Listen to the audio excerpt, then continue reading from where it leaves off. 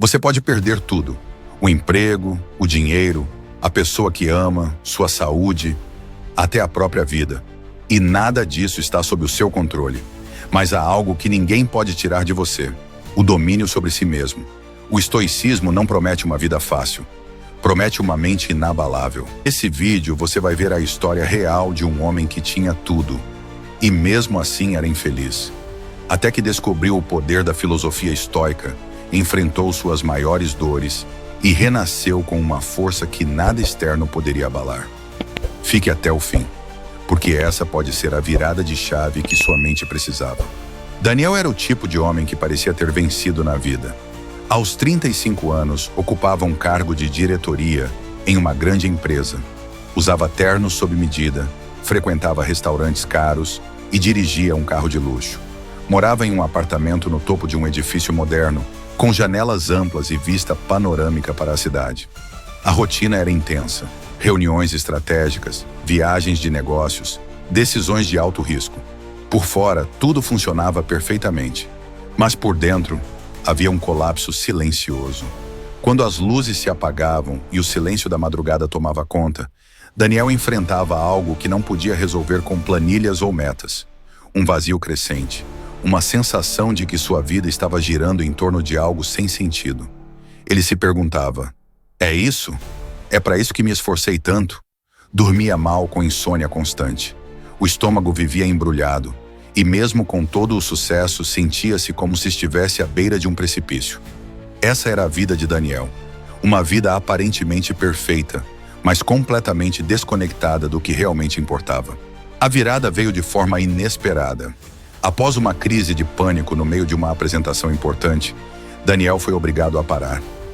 Médicos recomendaram descanso, psicólogos falaram em burnout. Pela primeira vez em anos, ele teve tempo para pensar. E foi nesse período que, ao caminhar sem rumo por uma rua do centro antigo da cidade, encontrou uma pequena livraria escondida entre prédios modernos.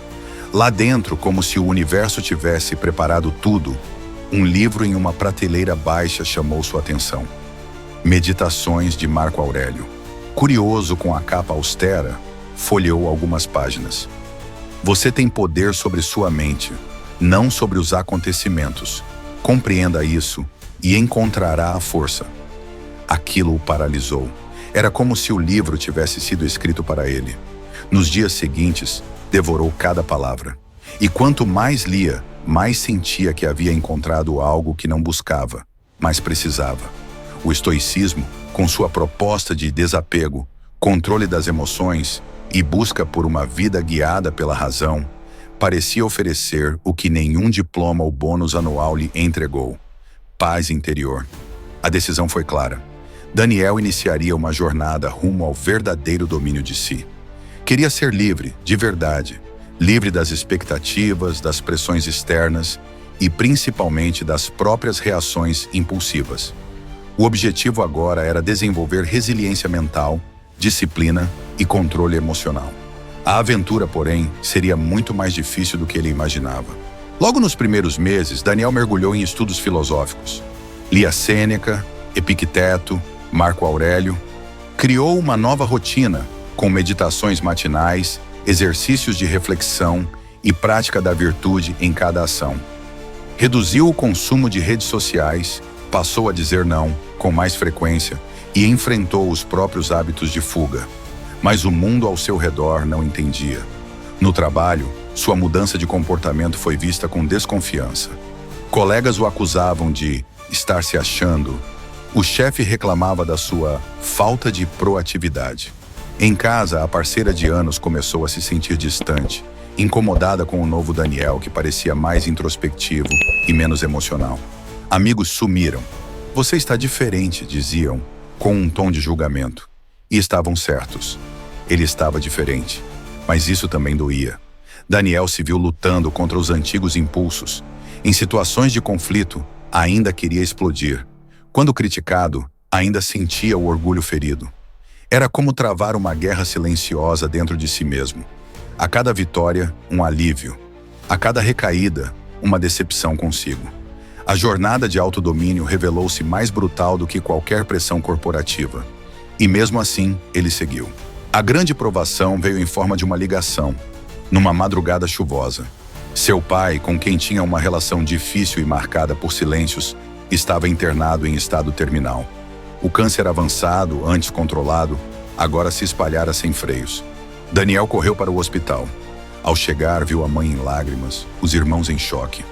No quarto, seu pai, frágil, irreconhecível, olhava para o vazio com os olhos de quem sabia que o fim estava próximo. Foi como levar um soco no estômago. Todas as mágoas antigas, os ressentimentos, a frieza acumulada ao longo dos anos, tudo voltou à tona de uma vez. Daniel sentia vontade de chorar, de gritar, de fugir. Todo esse tempo me preparando, e agora isso, pensou. A dor o desmontou. Era como se todos os ensinamentos estoicos evaporassem diante do sofrimento real. Sentou-se no corredor, com as mãos cobrindo o rosto. Estava à beira do colapso. Mas ali, no meio daquele caos emocional, lembrou-se de uma passagem de Epicteto. Quando algo acontecer, a única coisa que está sob seu controle é sua resposta. Respirou fundo, fechou os olhos e decidiu ficar. Encarar a dor, ser presente, com serenidade e humanidade. Aquilo foi o verdadeiro ponto de virada. Dias depois, seu pai faleceu. O velório foi simples, mas carregado de emoções. A família devastada. Daniel foi convidado a dizer algumas palavras. Subiu ao púlpito hesitante, olhando para os rostos inchados de choro. Sentia o coração acelerado, a voz embargada. E ali, diante do corpo de um homem com quem teve mais silêncios do que diálogos, Daniel falou. Não com frieza, mas com sinceridade. Contou como passou anos tentando ser alguém para conquistar o respeito do pai e como essa busca o afastou de si mesmo. Disse que perdoava, que entendia e que, em meio à dor, havia finalmente compreendido o valor da aceitação. O verdadeiro estoicismo, disse ele, não é endurecer o coração, é fortalecer o espírito. Não é negar a dor, é aprender a enfrentá-la com dignidade. Suas palavras não foram eloquentes, mas foram reais. Tocaram profundamente a todos. Daniel não só havia compreendido a filosofia, ele havia vivido sua essência ali, diante da morte, na prática, sem máscaras. Após esse momento, a vida de Daniel mudou de forma irreversível. Não porque ele se tornou alguém perfeito, mas porque agora caminhava com clareza. Pediu demissão do emprego, vendeu boa parte dos bens e decidiu viver com mais propósito. Criou um projeto de mentoria para jovens lidando com ansiedade e pressão social, usando os princípios do estoicismo como base. Vive de forma simples, mas plena. Acorda com calma, lê, escreve, caminha em silêncio. A relação com a dor mudou. Ela não é mais inimiga, mas parte da jornada. O apego às expectativas sumiu e em seu lugar entrou a aceitação lúcida da realidade. Daniel descobriu que a felicidade não está em conquistar o mundo, mas em conquistar a si mesmo. E o desapego, longe de ser frieza, é liberdade. Hoje ele olha para o passado com gratidão. Cada queda, cada conflito, cada lágrima foram degraus para sua transformação. E a grande lição que deixa é simples, mas profunda. Você não precisa controlar o mundo, só a si mesmo. E isso já é tudo. Se você chegou até aqui, talvez algo dentro de você também esteja pedindo por mudança. E a boa notícia é que você não precisa esperar perder tudo para começar a viver com propósito. O estoicismo não é uma teoria distante. É uma ferramenta prática, acessível e poderosa. Agora respire fundo. Olhe para a sua vida com honestidade e pergunte: você está no controle?